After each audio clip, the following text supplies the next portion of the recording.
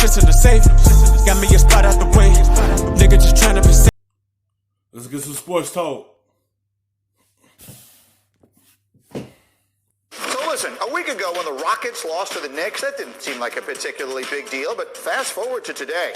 The Rockets lost their fourth straight game, this one to the Orlando Magic, and it is bringing into question in the minds of some the idea that this small ball game, which kind of was taking the league by storm, does it really work? After going on a 6-game winning streak where they outscored their opponents by over 15 points a game, the Rockets have dropped off. In these 4 straight losses, they're shooting under 30% from 3. They've been outscored by more than 11 points per game. What specifically, Jay Williams, are you seeing that concerns you? Well, I mean, they had a double-digit lead against Charlotte the game before that they lost. I have to question the leadership of James Harden. It's like when you take this risk of not having a big man and having a small ball team, their object is to be a good 3-point team, make their shots. When you not making them, this what could happen. You could lose games because you can't hit your outside shots. This could happen come playoff time.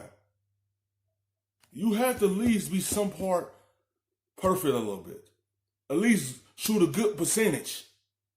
That's the only way they can stay in the series, if they make their outside shots. Funny, when I see great players play in this league, Doris, when I watch Russell Westbrook, when I watch Giannis, when I watch LeBron James, there's a certain aura they bring to the table. There's a certain energy they bring to the table. You know they want to pursue greatness. When I watch James Harden, there seems to be a little bit more, he's lethargic. He's a little bit more laid back. There's not that same aggression that I see, and he needs to be able to take this team and elevate them the next step, and I haven't seen him do that. I don't question small ball. It's like Russell Westbrook came over, and he trying to give him the team. You have to show this is your team. You lead them. Russell Westbrook know this is your team, but you trying to hand the keys to him. But Russell Westbrook know this is your team. You have to lead them. That's the part of the lack that he probably missing, of being the leader. And he trying to take a back seat to Russell Westbrook. I question the leadership of James Harden. In the first 10 games after the trade, they had the 7th best defense in the league. So they downsized and they played with focus and they played with force. They have shown none of that. In the 4 games, they're giving up 119 points and they're 25th defensively. The Knicks did something interesting. They sent a extra help defender to the strong side and they cut off driving lanes. Mm-hmm. Now you're settling for jump shots. You're living and dying with it. And right now you're frankly struggling. But I think this is as much about intention and force as it is with missed shots. Well, and so to spin that forward if we want. So when teams break down their defense and drive past them, they have no rim protector. So the defense got to pick right back up, because once someone break down your defense and get to the rim, it's no one to protect the basket.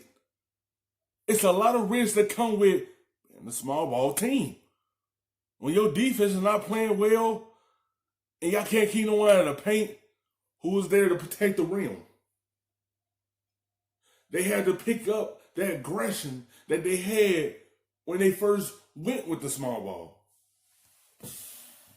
I give them the benefit of the doubt. Is it the notion perhaps that when you're that undersized, you have to play so hard that maybe that's just not sustainable, that over you're going to have stretches like this where maybe they just wear down? I disagree. I think you can sustain it over that long a period of time. We have seen the Milwaukee Bucks do it on a nightly basis, regardless of who they're playing and when they're playing, and it might be a back-to-back. I disagree with the notion that you can. I disagree with you. The difference between Milwaukee and the Houston Rockets, they have Giannis. He can protect the rim. They have the Lopez brothers to protect the rim. They have a big man on their roster to be able to protect the rim. The difference is Houston don't have no one to protect the rim. So Milwaukee can play small ball, because that small ball don't work. Ain't gonna put one of the Lopez brothers back in to protect the rim. That's a difference. They can sub in big man to protect the rim when the small ball ain't working. The difference is with Houston, they are a small ball team. They have no big man to sub in on a nightly basis to protect the rim. Can't sustain it. Okay, here's one thing that I want to go back to on the James Harden point. This has been James Harden's team. Is it still James Harden's team with Russell Westbrook there? Not when I watch them play.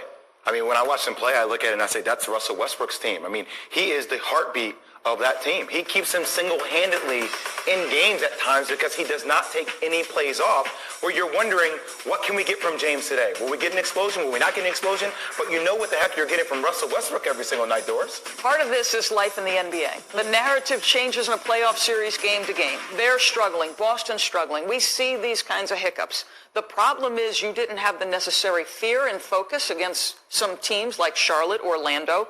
You're giving up 120 points per game. You're not going to win doing that.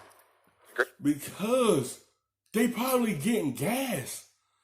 Russell Westbrook always been like that. He always on 100. He go from start to finish every game. The other players probably be getting gas because they have to do so much work. Because they know they're a small ball team, so they know they have to do a bunch of work. And someone will probably get gas by that. Russell Westbrook, he don't get gas as much. He's going and going. He always done that. That's why he always average a triple-double every year. I mean, look, you could say Boston, but Boston's been plagued by injuries. Yeah. Right? They've had injuries on like this team. This is the personnel that's on this team, and it has to. I'm telling you guys, James Harden has to take that step because they do not win a world championship unless James Harden becomes that great player. We all talk about him being great, and he is a prolific scorer. I don't know if he's a great player yet because he hasn't elevated the way he leads. Thank you for watching ESPN on YouTube. For more sports and analysis, download. Put a little bit of the rub, nigga, I gotta be safe.